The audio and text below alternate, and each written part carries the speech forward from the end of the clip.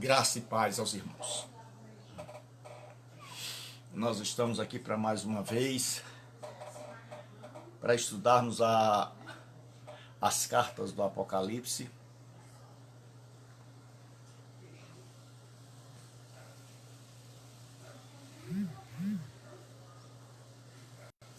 E abra sua Bíblia Sagrada, por favor, no capítulo 3 do livro do Apocalipse.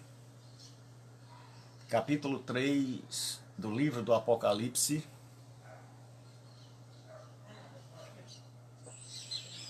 Boa tarde a todos. Capítulo 3 do livro do Apocalipse.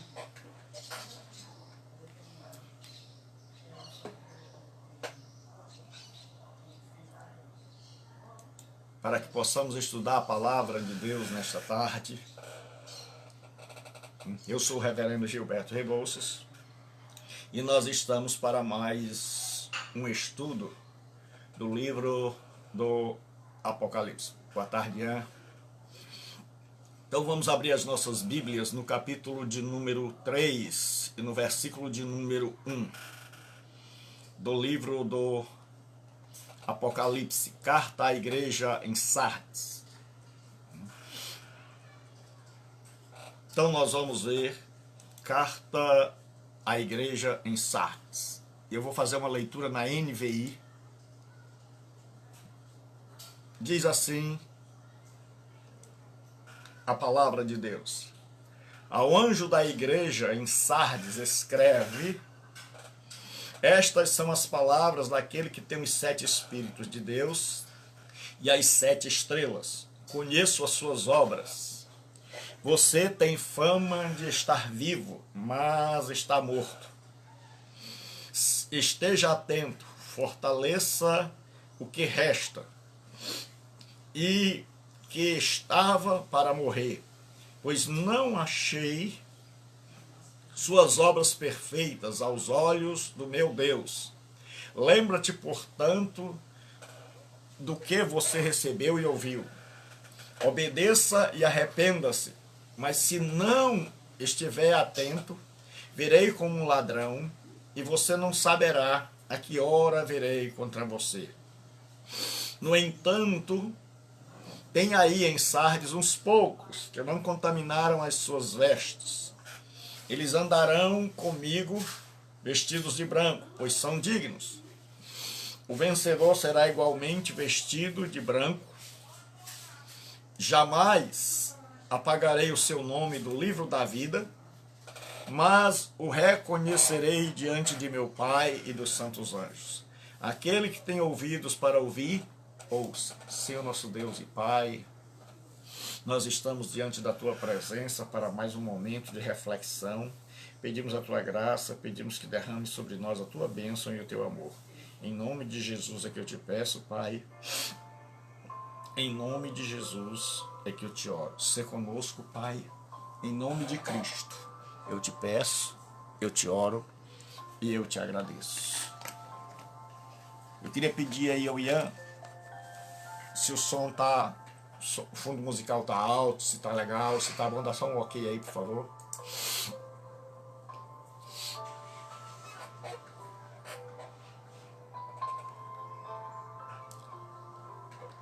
Só saber aí se o fundo musical tá normal, tá atrapalhando ou tá dando para compreender. Então vamos lá. Pai do Senhor, Doni. Doni, vê aí se o fundo musical tá bom, tá dando para entender direitinho. Dá só um ok aí. Então lá, carta... Obrigado, Ian. Carta à igreja em Sardes.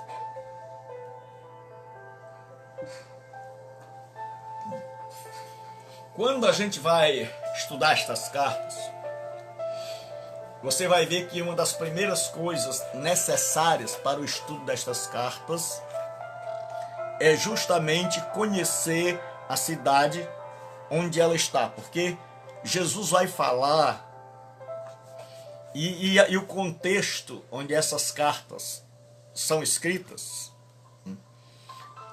é o contexto da igreja.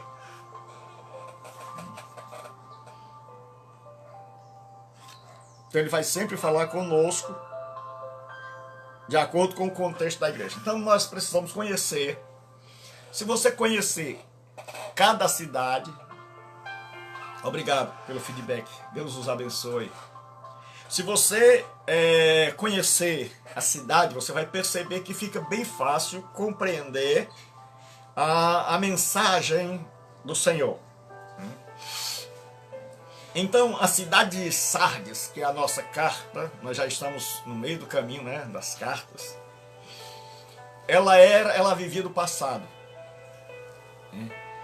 Ela tinha sido uma cidade rica, próspera, e tinha sido fundada em 1200 a.C. e tornou-se a capital do rico e poderoso reino da Lídia. Sardes, ela estava edificada sobre uma montanha, né? E ela ficava no vale do rio Lico, no vale do rio Ermo, sobre uma das colinas. Então Sardes era uma fortaleza inexpugnável, né? Ela estava edificada no muito alto. Olha o que diz aqui a Acrópole, Acromonte, polis, cidade. Então era uma cidade edificada sobre um monte. Naquela época, as cidades mais protegidas eram as cidades construídas sobre um monte. Então, ele vai aqui nos dizer que essa cidade estava localizada no cume de um monte, com cerca de 460 metros em 3 lados dela, e com um declive íngreme próximo ao lado sul, que conectava a cidade com o monte. Ou seja, uma cidade que está a quase 500 metros de altura, no alto do monte. Era considerada uma fortaleza inexpugnável. A cidade de Sardes nunca tinha sido conquistada num confronto direto. Nunca. Ninguém conseguiu tomá-la numa guerra, num confronto direto. Certo? Mas 2 vezes a cidade de Sardes foi vencida. Uma com o rei persa, que perseguiu o povo numa batalha, os sardenses, e ele aproveitou isso, chegou perto da cidade, eles ficaram observando a cidade, e um grupo de elite escalou a cidade. E por uma falha na muralha, eles chegaram lá e estava todo mundo dormindo. Eles achavam que aquela cidade era tão invencível que estava todo mundo dormindo. Então eles chegaram de repente, entraram por essa falha na muralha, não havia vigilância, os soldados que estavam sobre a muralha estavam todos dormindo e embriagados. E o que aconteceu? Eles abriram os portões e Ciro invadiu.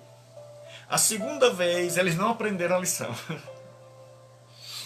Muito tempo depois, Antíoco, ele tentou esmagar uma rebelião e foi à cidade, e sabendo que não dava para enfrentá-la de frente, porque ela só tinha um caminho para chegar até ela, e esse caminho era muito bem guardado, ele fez a mesma coisa, mandou que escalassem a cidade, a montanha, e escalando encontraram a tropa de Antíoco, encontrou do mesmo jeito. O povo não aprendeu a lição.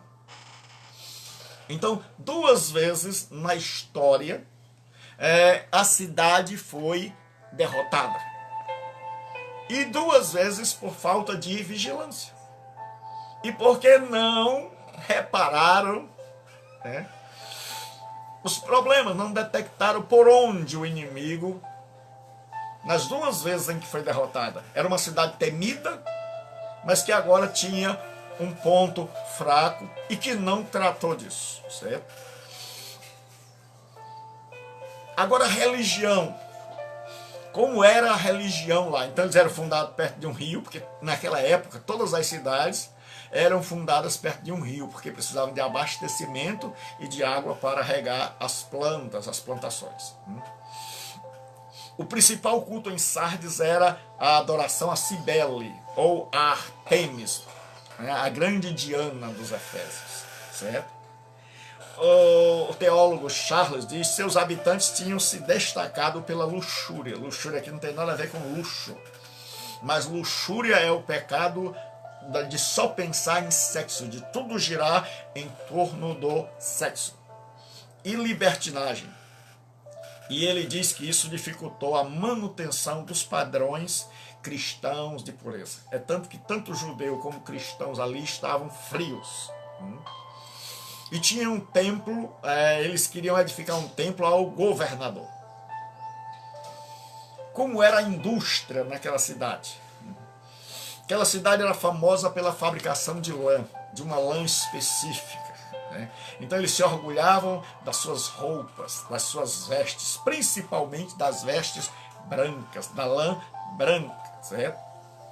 E afirmavam ter sido a primeira cidade a descobrir a arte de tingir a lã. Então eles usavam a fabricação da lã, faziam roupas lindíssimas para a época,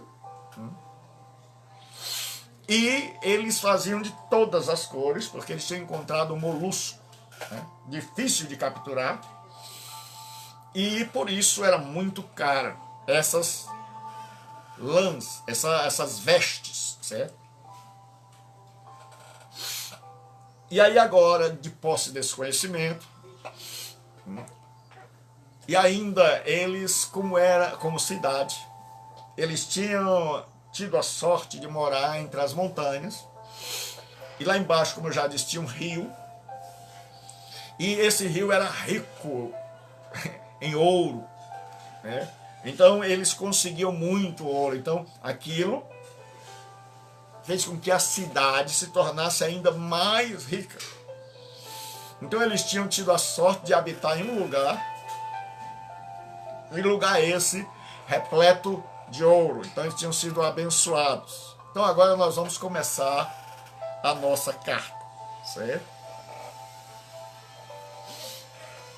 Ao anjo da igreja em Sardes escreve: estas coisas diz aquele que tem os 7 Espíritos de Deus e as 7 estrelas. Então aqui nós temos o destinatário e o autor. O destinatário é sempre a igreja em um lugar da Ásia Menor. Se você pegar o seu mapa aí da Bíblia, você vai perceber uma coisa, que muitas vezes nós não atentamos para a geografia bíblica. E tem tanta utilidade os mapas que vêm no final das nossas Bíblias, que se as pessoas dessem uma olhada, iam entender mais ainda a Escritura Sagrada. Porque é fundamental entender a geografia bíblica. Se você perceber aí, a grande cidade é a cidade de Éfeso. E ao redor da cidade de Éfeso, na capital da Ásia Menor, nós temos aí mais 6 cidades junto com Éfeso. Cidades estas que nesse tempo estão sendo pastoreadas nas igrejas pelo apóstolo João, que já está em idade avançada. Então o que acontece? Ele diz assim: ao anjo da igreja em Sardes escreve. Então, quem é o primeiro destinatário? São os cristãos que estão na cidade de Sardes. Ninguém sabe quem fundou essas igrejas. Possivelmente essas igrejas foram fundadas, como a de Colossos, por discípulos de Paulo durante o seu longo ministério na cidade de Éfeso, onde ele passou 2 anos e 3 meses por aí. Então Paulo morou em Éfeso e dali irradiou-se a obra missionária para as demais localidades. Então ele diz assim, ao anjo que está em Sardes, nós já sabemos a quem ele escreveu. Por isso nós precisamos saber como era Sardes. Porque Jesus está escrevendo não ao Gilberto, primeiramente, mas ele está escrevendo à igreja que está na cidade de Sardes. E aí, consequentemente, nós vamos entender para nós. Porque eu sempre tenho dito, Jesus não escreveu diretamente para mim. Ele não escreveu diretamente para nós, que vivemos no século 21. Ele escreveu para alguém em um determinado lugar, no tempo e no espaço. E eu preciso descobrir quem era este alguém, porque, quando, o que ele escreveu, para depois de interpretar, eu poder tirar as lições para mim. Poder saber que Jesus fala não somente àquele povo, mas que ele continua falando hoje. Então ele diz, agora nós vamos para o remetente. Quem é que escreve? Né? Quem é que está mandando essa carta? É Jesus Cristo. Dizem que Jesus não escreveu nada. Então veja aqui. Escrever, ele não escreveu, mas ditar. Certo? Estas coisas diz aquele que tem os 7 Espíritos de Deus. Nós já vimos que fala da plenitude do Espírito. Né? Que Jesus é o único que não tem o Espírito por medida. Eu e você e todos os cristãos recebemos o Espírito Santo, né? A graça do Espírito Santo em uma determinada medida. Alguns mais, outros menos, segundo a capacidade. Porque nós somos imperfeitos. Mas Jesus Cristo, sendo ele perfeito, tem a plenitude do Espírito, certo? E ele diz assim, e as 7 estrelas, que nós já vimos que essas estrelas são interpretadas como um anjo. Então, se interpretarmos como um anjo, significa que ele tem os anjos que protegem e guardam e dirigem o destino dessas igrejas. Segunda interpretação é que seria uma representação da igreja, que é a que eu acredito. Então isso significa que Jesus tem a plenitude do Espírito para dar à sua igreja. E a terceira é que seriam os pastores. Certo? Então significa que Jesus tem, certo, as 7 estrelas. Certo? Estas coisas é aquele que tem os 7 Espíritos de Deus e as 7 estrelas. Eu, particularmente, até hoje, eu interpretei por muito tempo o que significava o pastor, mas lendo com um pouco mais de profundidade, e isso é um debate que, se você for ler em livros mais profundos, você vai ver que é um debate que leva tempo. E eu creio que Jesus está falando das estrelas como a igreja, né?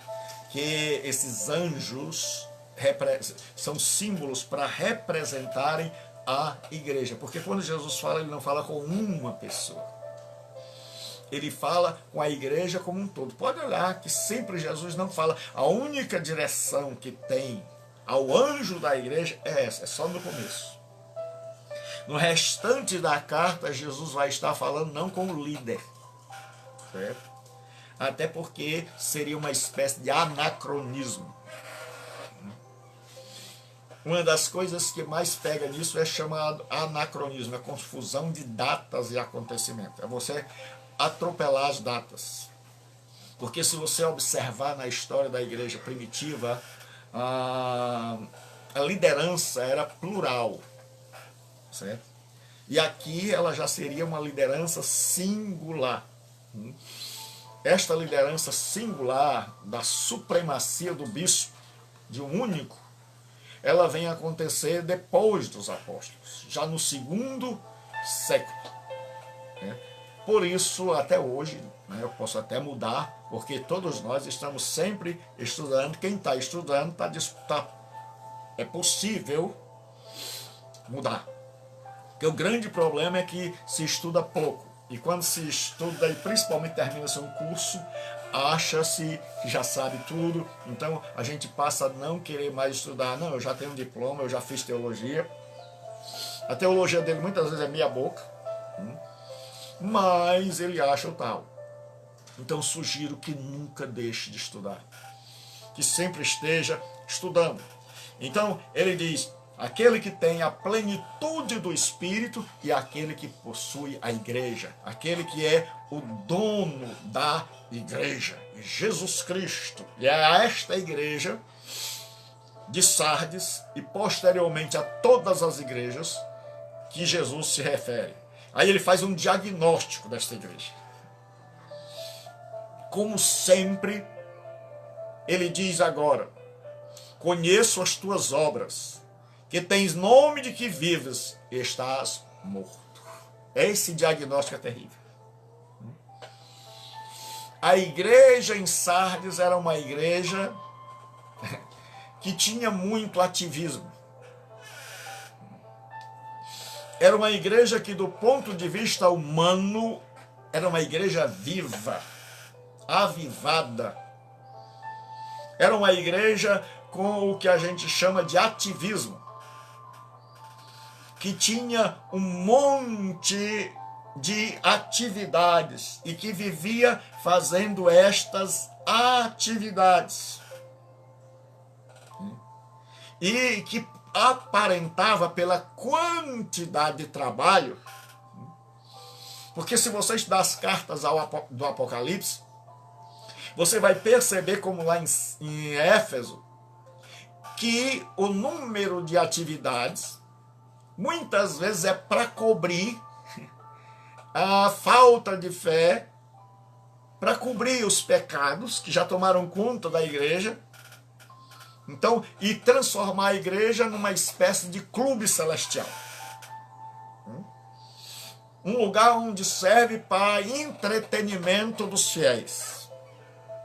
E aí Jesus diz, conheço as tuas obras, que tem nome de que vives e estás morto. E diz que os estudiosos dizem que nessa cidade havia uma profunda adoração aos mortos.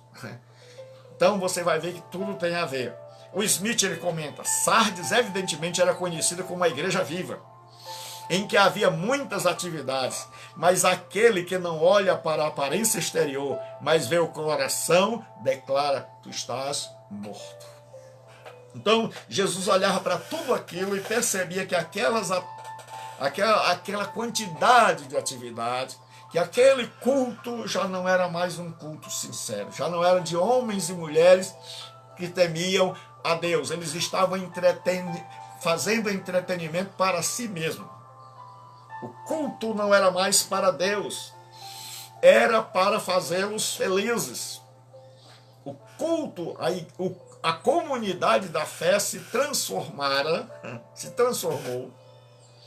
num lugar de diversão, num lugar onde eu vou para me divertir. Quando eu não tenho o que fazer, eu vou para o clube celestial.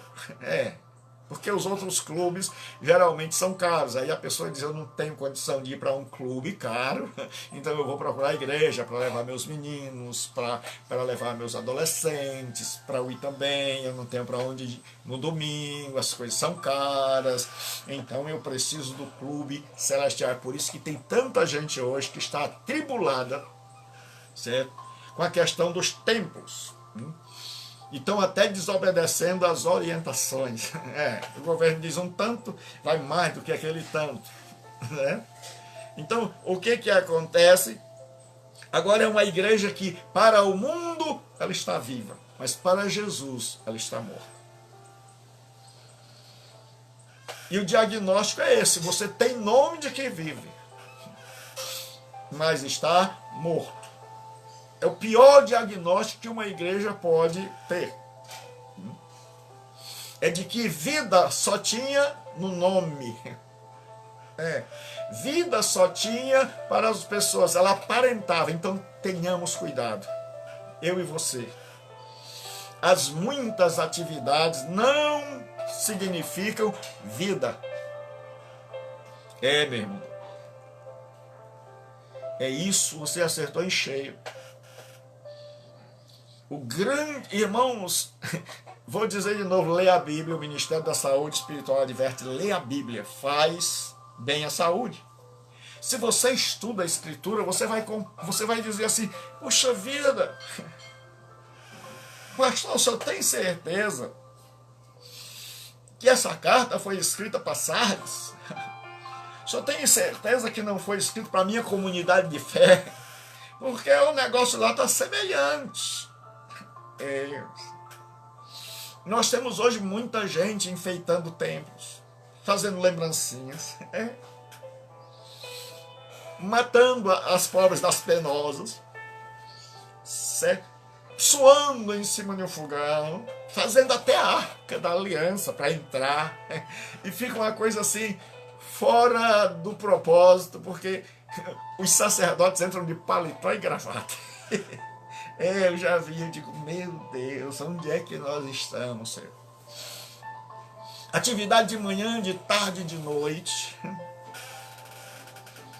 E aí, nesse meio, um monte de gente que está desviada dentro, frequentando a comunidade, somente como um clube, já não tem mais reverência, não tem mais respeito. Aí, moças que já vivem como se fossem casadas com seus namorados, homens que cobiçam a mulher alheia, pessoas que estão atrás só de dinheiro.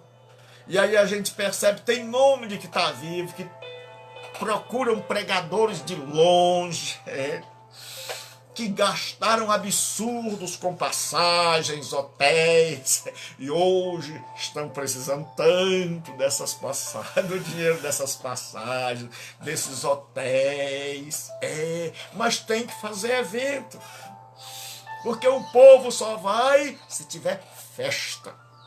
Porque o povo só vai se alegrar o coração deles. Então a gente tem que fazer festa para a igreja estar hiperlotada, porque se a gente for fazer um culto a Jesus Cristo, não dá não. Quem vai estar hoje no culto? Jesus. Tem gente que diz assim, não, pastor, não perguntei por Jesus, não. Eu perguntei quem é porque Jesus não é mais suficiente. Então a igreja vive de festa, e a igreja devia viver sempre em alegria e felicidade. Mas hoje as festas existem para manter os fiéis no clube celestial, para que os fiéis não se afastem. Então, quando o povo está, a igreja está, o templo está esvaziando, quase ninguém, então vamos trazer fulano de tal. Vai haver este evento, final de semana, para tudo, vamos correr.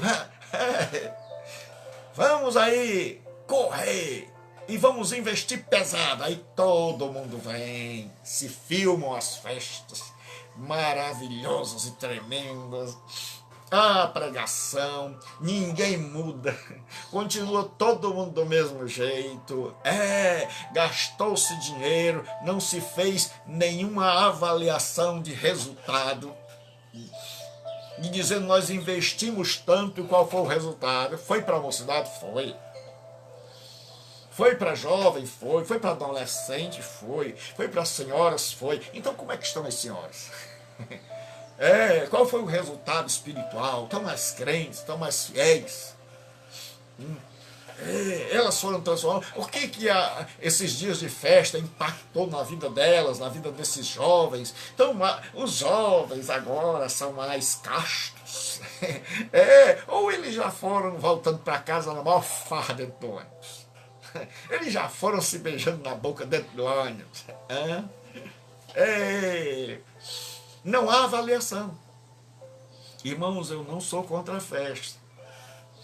Eu acho que toda a igreja devia fazer suas festas, mas se eu investir, eu tenho que avaliar.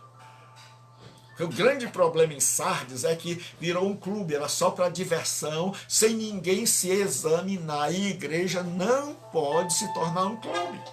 Porque quando a igreja se torna um clube, um lugar de encontro das pessoas, e não um lugar de encontro das pessoas com Jesus, aí a igreja morre. E aí Jesus faz uma dupla exortação a esta igreja que se tornou um clube. Ele diz, ser vigilante. Aí você lembra, as duas vezes que Sardes foi invadida, e quando Jesus fala, irmãos, Jesus é maravilhoso. Ele fala coisas que todo mundo na cidade vai entender. Só não entende a gente que tem preguiça de ler. Mas Jesus diz, ser vigilante. Por quê? Qual era o grande problema de Sardes? Nunca aprendeu a vigiar. As duas vezes que foi invadida e derrotada, foi pelo mesmo problema. Os soldados estavam dormindo e só vigiavam a entrada principal. O resto estava para os inimigos entrarem à vontade. E todo inimigo esperto sabia da vulnerabilidade, certo? Era escalar a montanha, arriscada, mas criava-se tropas de elite que escalavam a montanha e pegavam todo mundo dormindo. E Jesus disse para essa igreja, olha, não cometa o mesmo erro da cidade. Ser vigilante. Né? Que é o que Jesus disse para mim e para você. Porque às vezes nós estamos tão embebecidos pelo mundo, tão secularizados, que a gente já perdeu a capacidade de visão espiritual. A gente está nesse ativismo tão grande que a gente nem percebe se esse ativismo está dando resultado ou não. A gente só gosta. A gente gosta dessa correria que não dá tempo para a gente pensar e refletir. E aí a gente perde a percepção, a gente pensa, eu estou adorando a Deus, eu estou servindo a Deus, rapaz, a minha igreja, eu quero que você veja, rapaz, não para, é direto, de manhã, de tarde, de noite, todos os domingos, ela tem festa o ano inteiro, nós já estamos nos sentando para fazer, mas as pessoas já perderam a capacidade, e veja, não aqui estou criticando as festas, estou alertando para um exame do resultado. Porque tudo que você faz em busca de resultados. E se nós estamos fazendo essas coisas, a gente tem que saber, primeiro, estas festas, estes encontros, fazem da igreja uma igreja melhor, fazem os irmãos crescerem. Certo? Nós vamos para ter encontro com o Cristo, ou nós vamos simplesmente para encontrar outros companheiros, outros irmãos, para que outros nos vejam, orando, pregando, cantando. Nós vamos lá para entregar para Cristo, nós vamos lá somente para receber. Então nós temos que mensurar. Então Jesus diz, e consolida o resto que estava para morrer. Ele diz, olha, tem um monte de gente aí que está morrendo. Então ele diz, fortaleça, consolide essas pessoas. Não deixe esses que já estão quase com o pé na cova morrerem espiritualmente. Jesus diz para esse povo, olha, levanta. Levante estes que estão aí quase à beira da morte. Então, na igreja não existe o eu, existe o nós. Então, Jesus chama esta igreja e diz, olha, levante, consolide, existe um povo aí que ainda está respirando.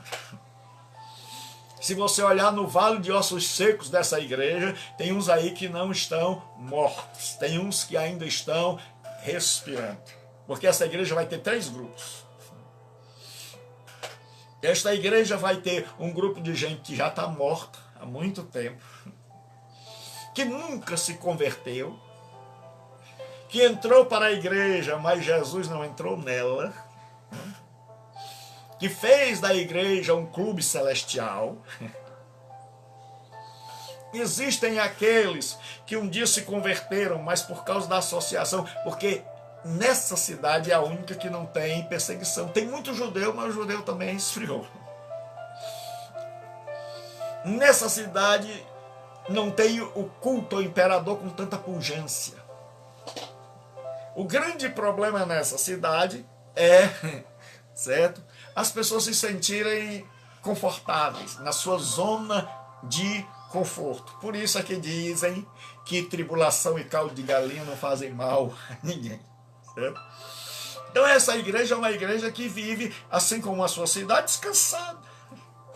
Certo? Os judeus não atacam, o imperador não obriga ninguém a fazer nada. Tem o culto a Artemis, onde todo mundo pode se prostituir à vontade, que ela vai ser chamada de Cibele. Então todo mundo aqui está brincando de evangelho. Então tem um povo aí que está já sendo engolido, tragado pelo secularismo. E existe um terceiro grupo que Jesus disse: esses sim, esses não mancharam as suas vestes. Então hoje nós temos esses três tipos de pessoas. Nós temos pessoas na igreja que nunca se converteu, que nunca foi regenerada, e que pode alcançar até os mais altos cargos, sem ter sido regenerado. Nós temos pessoas que estão sendo secularizadas, tanto dentro de seminários, quanto dentro das próprias igrejas. Nós temos pessoas que estão quase morrendo, mas que nós não podemos perceber por causa do ativismo, porque as pessoas não param para falar, não param para refletir, não param para se fazer um autoexame e dizer como eu estou. Então, qual é a melhor maneira de não se ver? Sair da carreira. Qual é a maneira de não fazer esse autoexame? É não ter um tempo. Eu estou muito ocupado, e nessa ocupação a gente faz, e acaba sem ter uma reflexão de parar e dizer como eu estou, como está o meu cristianismo. Então muita gente está morrendo e não percebe. Muita gente está fazendo coisas que não fazia. Está sendo indulgente com coisas. E eu quero dizer, se você se enquadra nesse grupo, não morra. Jesus chama aquela igreja para consolidar esses que ainda estão respirando. E Jesus chama a mim e a você hoje para fazer um exame, para parar com as correias. Não importa se você é diácono, presbítero, pastor de igreja. Não importa se você é líder de um departamento. Todos nós precisamos parar e ver. Será que eu não estou sendo engolido pelo secularismo? Será que tudo agora não é válido? Será que por falta de perseguição e por estar numa zona de conforto, eu não tenho me deixado secularizar e mundanizar? E havia um terceiro, que era aquele grupo que está lá dentro da igreja sofrendo. Que está vendo erro, está vendo a secularização, está vendo o esfriamento. Mas esse povo não estava mudando, não disse: eu vou para Éfeso, eu vou para Esmirna, porque se fosse para Esmirna o negócio era sério. Se fosse para Éfeso, os irmãos iam dizer: sente aqui, nós vamos provar a sua doutrina para saber se você é crente ou não. Certo? Então, se eles fossem para Filadélfia, o negócio lá tinha terremoto. Se eles fossem para Tiatira, tinha Jezabel.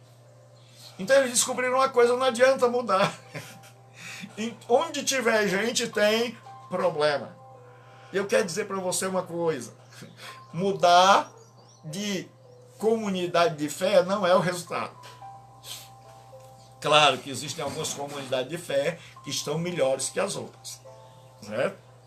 Mas mudar por mudar em si, você sempre vai encontrar defeito. Aqui não há perseguição.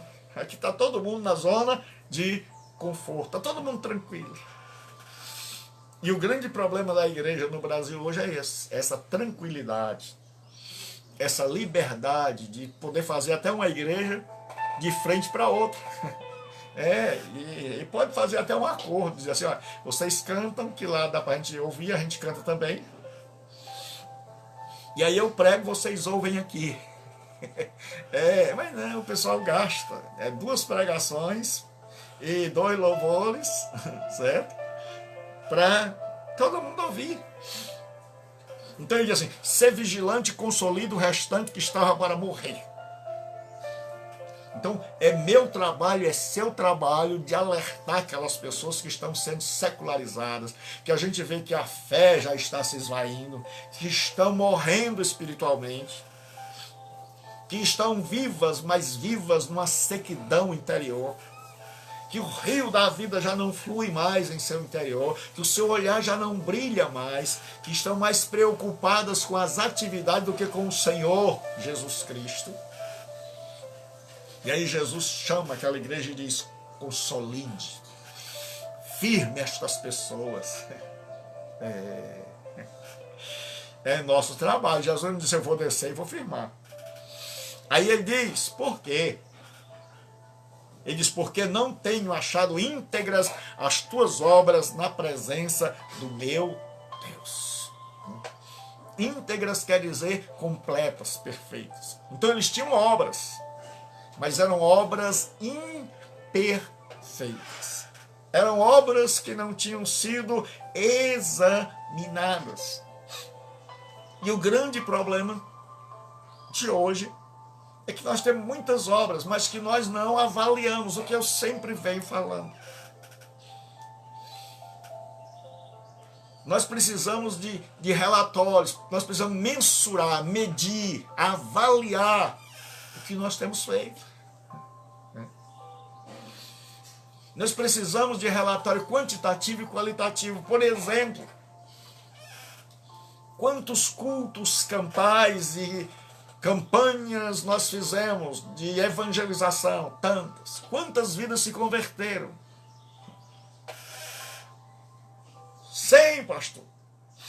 Destas 100, quantas pessoas estão na igreja? Uma, pastor. E esta uma já se batizou, está trabalhando para Jesus, foi doutrinada, foi discipulada. Vixe, pastor, essa pessoa não quer se batizar. Então você vai ver que todo aquele trabalho não produziu resultado, mas nós não estamos preocupados com isso. Então nós temos que ver quantos cultos de doutrina, o que foi ensinado. Tinha substância? Quantas pessoas foram doutrinadas?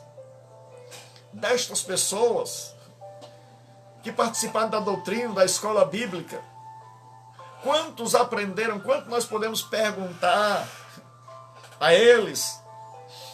1% do que ouviram. E qual o conteúdo? O que está sendo ensinado? O que está sendo ensinado na doutrina? É doutrina cristã? É um monte de perguntas para as quais você já viu que eu sou bom de pergunta. Certo? Então, não sou lá muito bom de resposta, mas de perguntas. Então você faz um monte de perguntas para avaliar. Nós temos aí o IBGE. Mas nós não temos o IBGE celestial. E por isso nós não sabemos, não temos como mensurar. A gente pergunta: a igreja vai bem? Está pegando fogo. Mas a gente está baseado em quê? De onde nós tiramos a resposta que nós demos? Nós tiramos da atividade. E a atividade é enganosa. Porque uma pessoa pode estar cantando lá em cima e estar se prostituindo. Pode estar pregando e estar roubando, adulterando. Pode estar falando língua estranha e depois sendo o maior fofoqueiro ou a maior fofoqueira da paróquia. Então, é enganoso. É por isso que muita gente, já por conhecer a vida, diz: fulano, quem vai pregar? Fulano. Tô fora, me conhece, eu te conheço. Certo? Então, o que acontece? Jesus diz: não tenho achado íntegras as tuas obras na presença do meu Deus. Jesus diz, são obras irrefletidas, são obras que vocês não mensuram, são obras que vocês não avaliam, vocês não têm como dizer se estão bem ou mal, porque vocês não param, porque vocês não estão se importando, porque vocês acham que estão bem, porque vocês não chegam como Davi e dizem, sonda-me, Senhor. Porque quando a gente está bem, a gente não quer saber. Mas quando a gente está mal, a gente já pensa que tem demônio.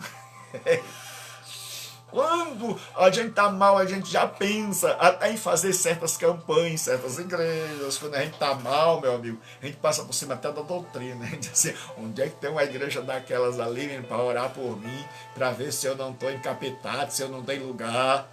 Quando está mal, está todo mundo, Senhor, mostra-me onde é que eu estou errado. Mas quando está todo mundo bem... muito dinheiro no bolso, saúde para dar e vender. Aí tá todo mundo relaxado, tá todo mundo brincando de BBB celestial. Vamos para a igreja, vamos lá. Então, o que acontece? A exortação, a rememoração. Jesus agora diz, vamos ter uma aula de passado. Ele diz assim, lembra-te, pois, do que tens recebido e ouvido, guarda-o e arrepende-te. Lembra que aquela cidade tinha recebido muito ouro? Lembra que Sardes tinha sido beneficiada, porque no rio que passava lá tinha ouro que não acabava mais? Então o povo sabia que uma das fontes da sua riqueza era aquele rio que eles tinham recebido. E aí Jesus chega e diz agora, lembra-te do que tens recebido e ouvido. Jesus diz, lembra das doutrinas fundamentais. Mas tem muita gente que não tem condição de lembrar. Por quê, pastor? Porque nunca recebeu. Porque nunca foi instruído. Porque o autor aos Hebreus diz assim, e nós não falaremos mais da doutrina dos batismos, da imposição de mão, de arrependimento de obras mortas. Isso faremos se Deus nos permitir. Ou seja, ele está dizendo, vocês já eram para saber. E hoje é o que a gente tem que explicar nos seminários avançados. Doutrina pastoral, de imposição de mãos, ressurreição de mortos, escatologia, que todo mundo é doido por escatologia. O autor aos Hebreus diz, olha, se vocês já eram para saber disso há muito tempo, isso eu vou falar depois, porque vocês já eram para saber. Doutrina dos batismos. Hoje a gente tem que fazer, e a pessoa diz, eu estou fazendo teologia, eu estou aprendendo coisas profundas. O autor diz, meu amigo, teologia sistemática já era para você saber há muito tempo. E tem gente que não pode lembrar. Por quê? Porque nunca foi ensinado. Porque na igreja dele nunca teve uma teologia sistemática sendo ensinada, nem na doutrina, nem na escola bíblica dominical. Porque ele não sabe, como é que ele pode lembrar do que tem recebido? Se um dia a pessoa prega no Velho Testamento, outro dia ela prega no Apocalipse, outro dia ela dá a doutrina lá nas cartas, e é tudo por pedaço, e a pessoa não aprende nada. E é aquela história, lê o texto, sai do texto, nunca mais volta para o texto. É o sermão de 3 pontos. Como é que a pessoa pode lembrar? Mas Jesus está dizendo para essa igreja, porque ele sabe que ela foi doutrinada. E ele diz, lembra-te do que tem recebido e ouvido. Guarda-o. Então, o grande problema é que, com o passar do tempo, a gente vai esquecendo das Escrituras. Por 2 motivos. Certo? A gente vai se secularizando. Ou por não saber, não ter sido ensinado, ser indiferente. Então nós temos, eu acho que a grande maioria, principalmente em nosso meio pentecostal, está ficando secularizada por desconhecer as Escrituras, por ignorância bíblica.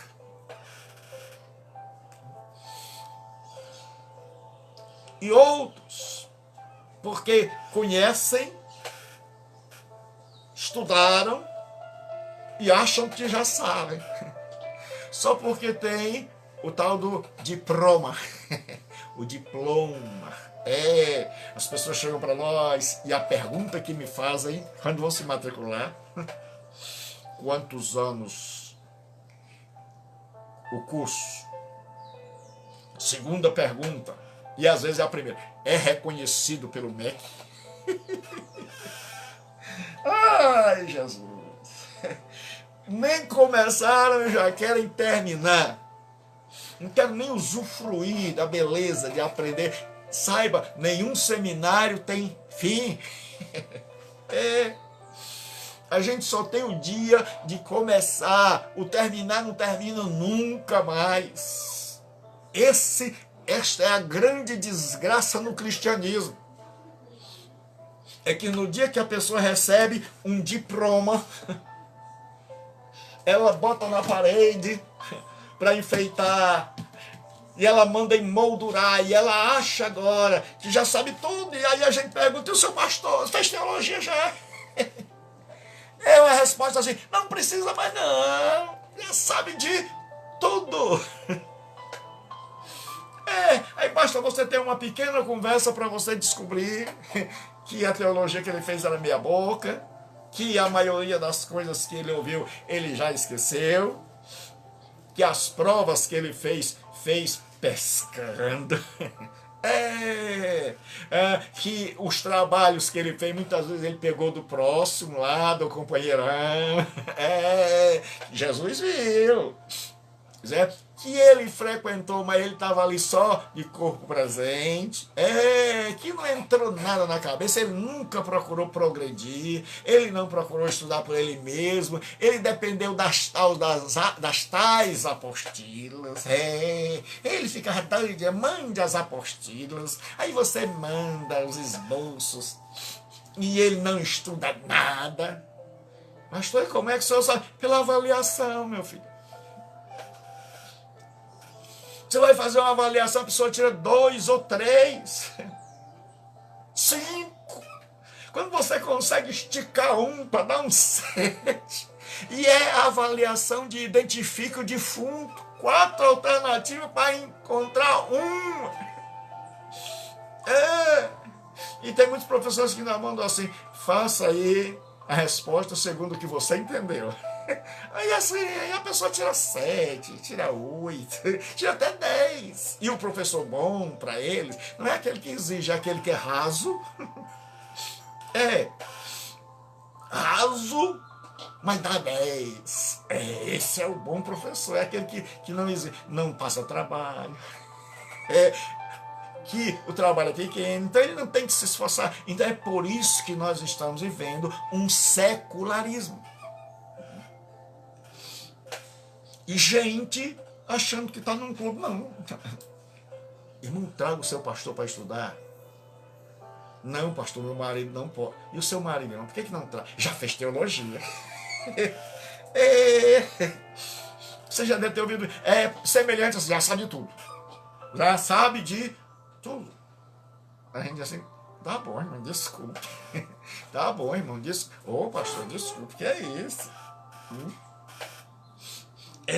Mas aí você vai lá e ouve uma pregação dele para tu ver.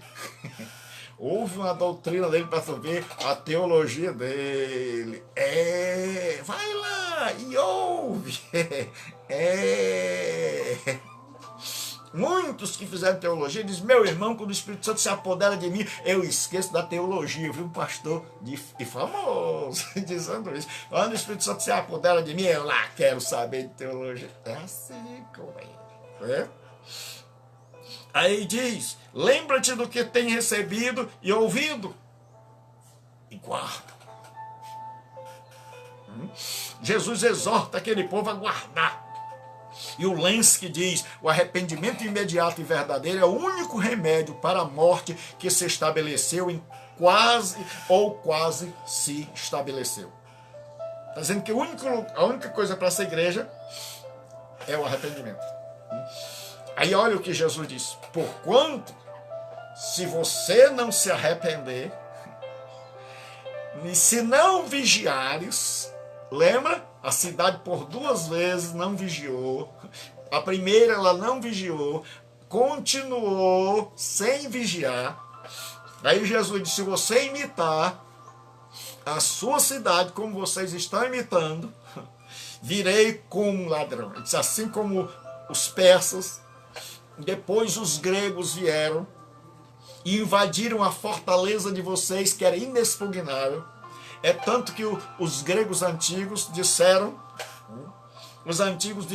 da conquista, que era conquistar Sardes, significava conquistar o impossível. Então significava que tudo era possível. Então quando a pessoa estava diante de um impossível naquela época, lembrava, olha o que se diz, ó. O rei Ciro, ele conquistou em 546 a.C., diz assim, isso surpreendeu tanto o mundo grego que capturar Sardes se tornou sinônimo de realizar o impossível. Então era uma cidade tão inexpugnável que entrar nela, mas qual era a fragilidade?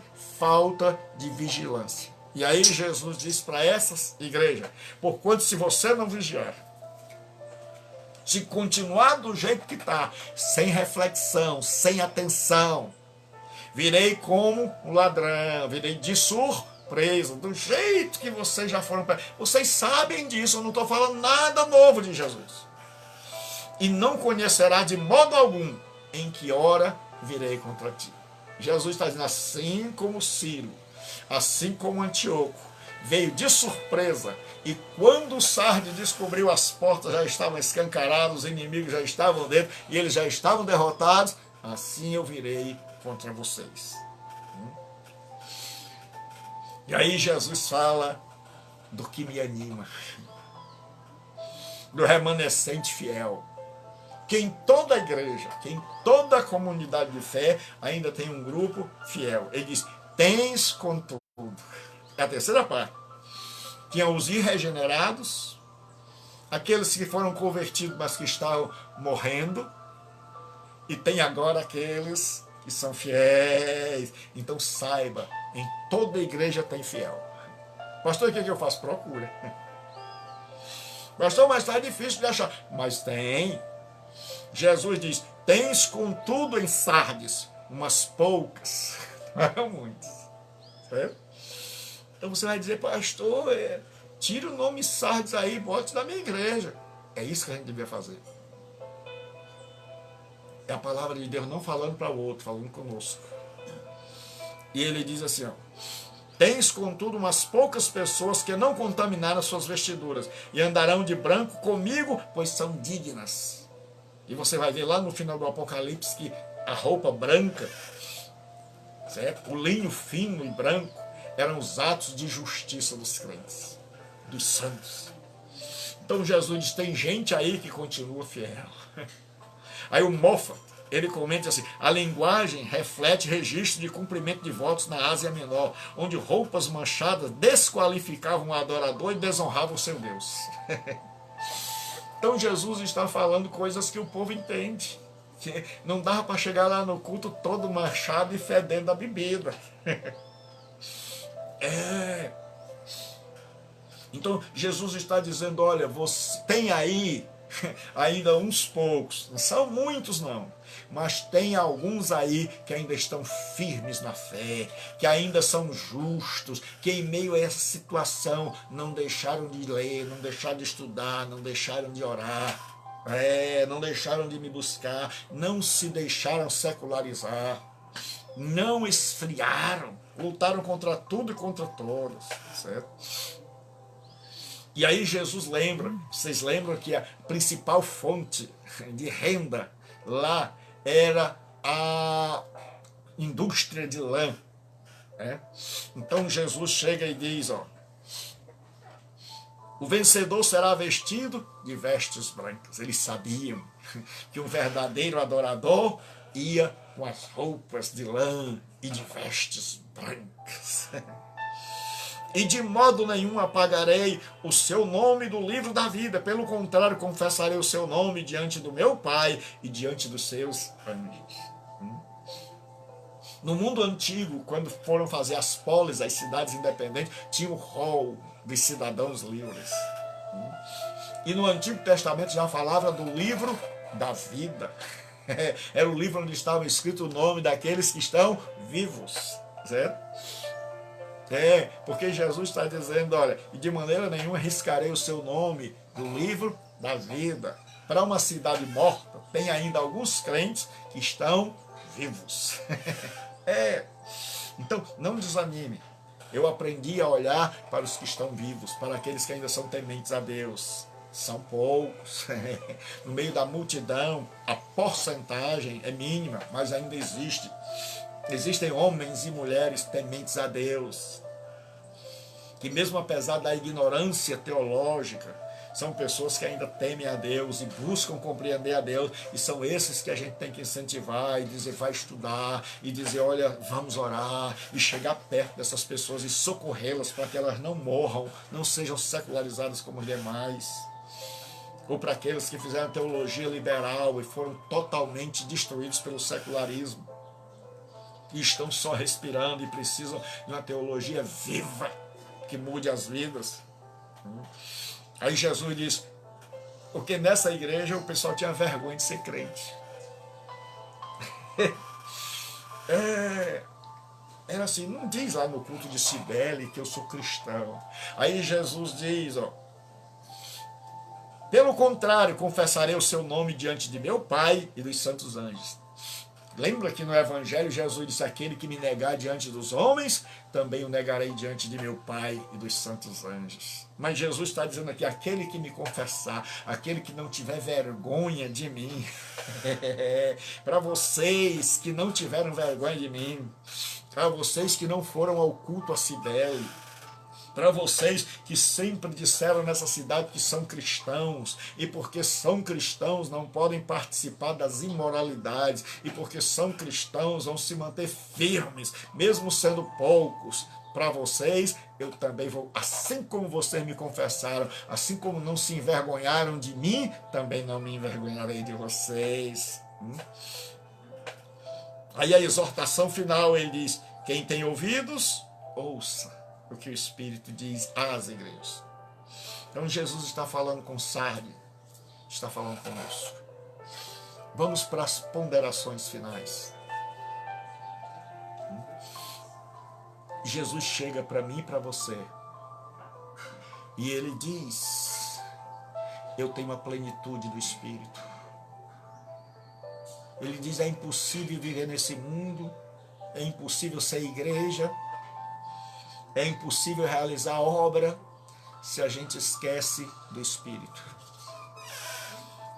Se a gente embrenha no ativismo e a gente esquece do Espírito Santo. Jesus disse, eu tenho a igreja e eu tenho o Espírito. E uma não pode viver sem o outro. E enquanto igreja, nós não podemos dispensar a unção do Espírito Santo. Foi esse o mal que matou a outra igreja. Foi que ela se achou no mesmo nível do Espírito, por causa da doutrina da processão, chamada cláusula filioque, que um dia na teologia você vai compreender. Então a igreja se achou no mesmo patamar do Espírito, então ela não precisava mais do Espírito. E está aí o que deu. E hoje nós temos igrejas protestantes, que apesar de falarem muito no Espírito, que apesar de até acreditarem na contemporaneidade dos dons, e darem ênfase aos dons, já não buscam mais o Espírito Santo. Já não tem mais intimidade com o Espírito Santo. O que fazem é um barulho vazio, destituído de sentido, que não toca mais a alma de ninguém. E nós precisamos, eu e você, do Espírito Santo. Precisamos dizer: Espírito Santo, não há igreja sem o Senhor. Tu és o vicário de Deus na terra, o substituto, aquele que foi, Jesus te enviou. E assim como os apóstolos precisavam de Jesus Cristo, e quando Jesus foi à cruz eles correram, assim uma igreja sem o Espírito Santo é uma igreja que pode ter todas as atividades do mundo, mas é uma igreja morta. São atividades de um clube, é encontro de gente com gente. Mas quando se tem o Espírito Santo, é o encontro de gente com Jesus Cristo. Por isso que os templos estão fazendo tanta falta. Porque as pessoas vão para os templos para encontrar gente. E não para encontrar Cristo. E por isso vão, e vão, e vão, e vão, e fazem, e fazem, e fazem, e continuam os mesmos, se não pioram. E aí, Jesus chega para essa igreja e diz assim: conheço as tuas obras. Você tem nome que vive, mas está morto. Você se preocupou tanto com o mundo, com a opinião do mundo, que esqueceu de perguntar a minha. Irmãos, e quantas vezes nós temos nome que vivemos? As pessoas olham para nós e pensam: oh, mas nós precisamos saber o que Cristo está achando de nós. Temos que chegar como Davi e dizer: Senhor, eu sei que tu me sondas, sei também que me conheces. Se me levanto ou se me deito, conhece todos os meus pensamentos. Antes que haja em mim palavras, conhece tudo. Nós temos que chegar e dizer: Jesus, eu quero ouvir o teu veredito. Eu quero conclamar hoje você, a mim, a que a gente diga: Senhor Jesus, eu não quero saber o que o Senhor diz dos outros. Eu quero saber qual é o meu diagnóstico. O que eu tenho? Eu tenho vida. Eu ainda consigo me encantar contigo, eu ainda consigo enxergar dentro da igreja aquele grupo de cristãos que são tementes ao Senhor. Eu estou tomado pelo ativismo, porque nós temos dois extremos: aqueles que não fazem nada e aqueles que fazem demais. E quando você é tocado por Jesus, você faz. Né? Mas você faz, e o que você faz produz. E a certeza de que tem vida é porque tudo que tem vida se reproduz. E tudo que tem vida nasce e cresce. Tudo que tem vida vai se aprimorando, vai melhorando. E quando você vê como é que, pastor, nós podemos avaliar as obras de uma comunidade de fé? A nossa é que ela vai crescendo. Mas crescimento não é o único sinal, é que ela vai produzir frutos. Porque crescimento não é final. Lembra da parábola do joio? Jesus disse: deixa crescer. Tanto o joio como o trigo. No final a gente vai colher, porque o joio cresce, chega a um determinado tempo em que ele solta um pendão, o trigo ele solta um pendão de frutos e o joio não. Então, como é que nós podemos valer? A igreja está aqui há tanto tempo. O que ela mudou? Qual foi o benefício dela para o bairro onde ela está? Em que eu tenho mudado? Porque é muito fácil, irmãos, falar dos outros. Porque é muito fácil pensar nos outros, e assim, em que a minha igreja tem mudado? Onde é que está o meu pastor? Ah, falou com a minha igreja. Se não falou com você, meu, está morto. Porque uma das características dos vivos é ter capacidade de ouvir. Até mesmo quando a pessoa está em estado de coma, ela está ouvindo às vezes. Então Deus hoje chama-nos para ouvir. E Ele diz o seguinte: seja vigilante. Você já caiu tantas vezes. Você já pisou na bola tantas vezes, mas ainda não aprendeu. Ele diz: vigia. Examina a tua vida. E aí Ele diz: seja um instrumento de bênção para consolidar aqueles que estão morrendo.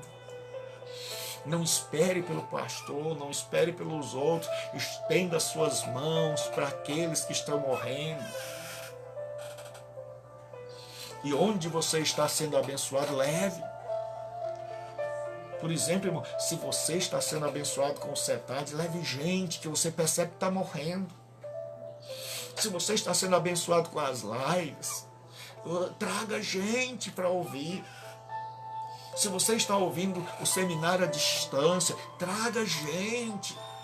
Faça com que elas entrem na página, divulgue, diga assim: olha, tem um canal com 150 mensagens do pastor Gilberto Rebouças, que tem tocado a minha vida e que vai tocar a sua vida também.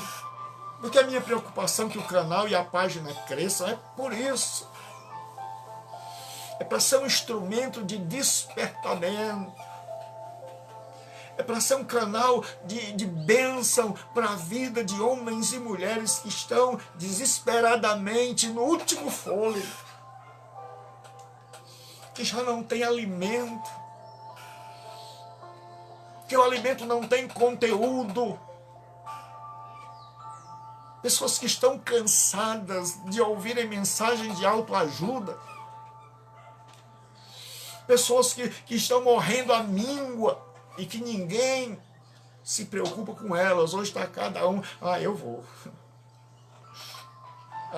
Meio-dia eu vou assistir. Não se preocupe, eu deixo até de comer. Eu estou sendo abençoado.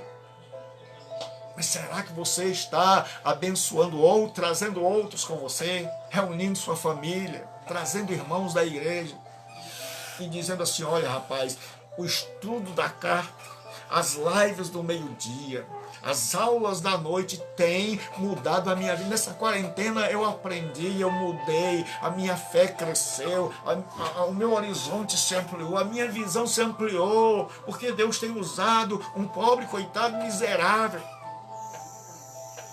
Eu quero que você vá lá ouvir. Será que você tem feito isso?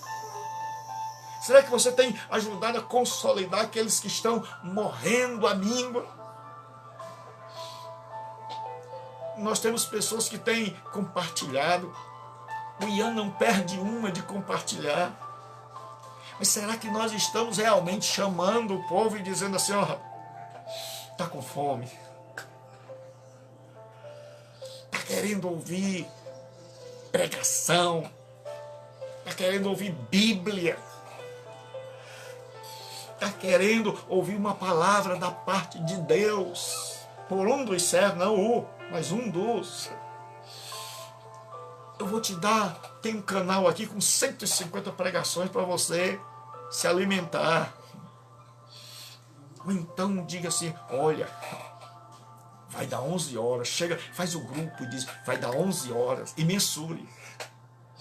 E veja quantos você convidou e quantos realmente assistiram, para ver se o seu trabalho está produzindo o seu ativismo. Que talvez seria assim: pastor, já convidei tanta gente, mas o povo não vai. Então insista e não desista. E aí Jesus chega e diz assim: as obras não foram completas. Começaram, mas não terminaram. Ficaram pela metade. Eram obras imperfeitas. E como é que está? Como é que estão as nossas obras? Será que a gente é muito bom de começar e péssimo em terminar? Olhe para trás e veja quantas coisas você já começou Olhe para o seminário e veja quanta gente já começou. Veja quanta gente já não está mais. Quanta gente já arrumou um monte de desculpa para não ir. E aí Jesus chega e diz assim, olha, lembra-te do que tens recebido. Se você recebeu, lembre, guarde e arrependa-se. Todos os crentes precisam se arrepender. Eu preciso me arrepender. Você precisa se arrepender. Nós precisamos rememorar. Lembrar sim, porque quando você vai fazer esse exercício, essa disciplina espiritual, você descobre. Ou você aprendeu muito, ou você não aprendeu nada. Quando Jesus diz assim, lembra-te, pois, do que tens recebido e ouvido, aí você vai descobrir, meu Deus, ouvi muito, recebi muito, mas retive muito pouco. Pouco ficou do muito. E para o tempo que eu tenho de andar contigo, o que eu tenho é infinitamente pouco. É insuficiente. Aí é onde você desperta para dizer, Senhor, eu vou reter mais. Senhor, não adianta tu levantares homens para ensinar, para pregar, se depois que termina, eu já não sei mais. Se eu não faço essa rememoração, se eu não estou sempre vendo, será que eu aprendi? Se a cada disciplina terminada, o que eu aprendi, o que eu retiro, o que ficou? Se a gente vai na peneira aí, o que ficou, Senhor? E aí ele diz assim, guarda o que ficou e arrepende. Ele chama a mim e a você para guardarmos. Aí ele diz, olha, sabe por quê? Porque se você não vigiar, eu virei como um ladrão. Porque se você não vigiar, eu virei por um lugar que você não espera. Porque eu sei que você continua sem vigiar. E aí ele chama a mim e a você e diz, contudo, tens aí umas pessoas fiéis. Tem aí alguém em quem você pode mirar, se espelhar. Tem na igreja hoje gente que ainda serve de exemplo. Tem gente que a gente ainda pode encostar e conversar e partilhar. Tem ainda um remanescente, ele diz, são poucas pessoas, mas se junte a estas poucas pessoas. Se afaste dos secularizados e desviados. E una-se àqueles que ainda temem a Deus. E Jesus disse, porque comigo andarão de branco. Não deixe suas vestes espirituais sujarem. Não deixe que a sua vida seja corrompida doutrinariamente e moralmente. Porque lembre-se, quando se corrompe a teologia, se corrompe a vida. Quando se restaura a teologia, que é a nossa crença, se restaura a vida. É impossível ter uma teologia correta e uma vida incorreta.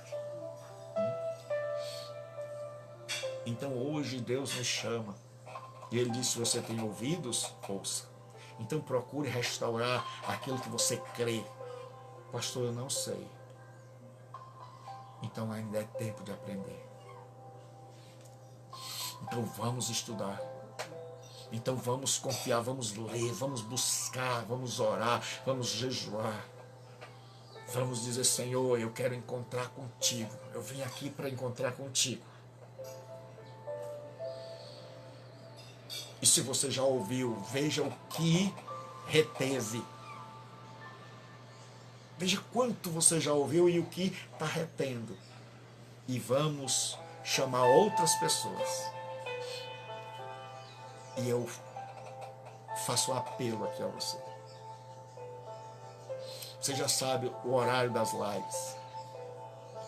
E se tem te abençoado. Então, veja quantas pessoas você conquista para elas estarem aqui conosco. E aí você mesmo, e não eu, você vai fazer a tua avaliação e dizer assim: chamei 20, uma veio, mas valeu a pena. Insisti, botei para minha família ver. No começo eles torceram o nariz, mas depois eles começaram a entender. Matricule-se nos seminários. Coloque de noite a TV no YouTube.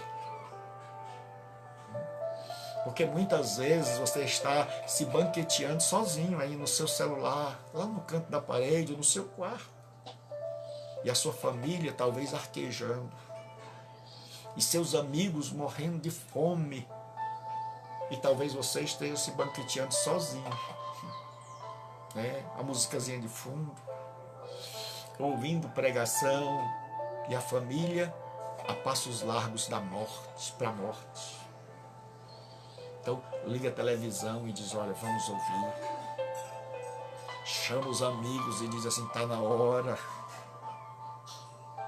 Então está na hora da gente consolidar. Que Deus seja comigo, com você. Que a nossa reflexão seja para nós. Pense, eu estou em Sardes. A que grupo eu pertenço? Será que eu estou naquele grupo que já está morto? Se você está morto, sabe como é que você sabe? Você não está nem aqui me ouvindo. Você já não se importa mais com doutrina. Então, você bota os olhos aqui, você chama a pessoa, bota os olhos, ouve, está fora. Porque ela já morreu. Ela não tem mais interesse. Então, pastor, só resta 2 grupos. Tem uns que estavam à beira da morte, já com o pé na sepultura. E aí estão começando a se levantar. Ainda estão cheios de problemas na vida. Mas ainda estão respirando, estão começando a fazer o exercício de respiração. Tem uns que estão ressuscitando, porque em Esmirna acreditava-se que a deusa Cibele tinha o poder de ressuscitar, mas Jesus não, é o único que tem poder de ressuscitar. Eu quero te dizer uma coisa: se a tua fé estava morrendo, se estavam matando a tua vida espiritual, Jesus Cristo está ressuscitando. E você que diz: oh meu Deus, eu imaginava como Elias que eu estava só. Ah, meu Deus, como eu procurava. Jesus Cristo está dizendo: não esqueci de você, meu filho. Continua firme, porque comigo vais andar de branco. Que Deus abençoe. Bom final de semana. E lembre-se, certo? Nós teremos, certo? Escola bíblica e pregação à noite. Escola bíblica às 10 horas, certo?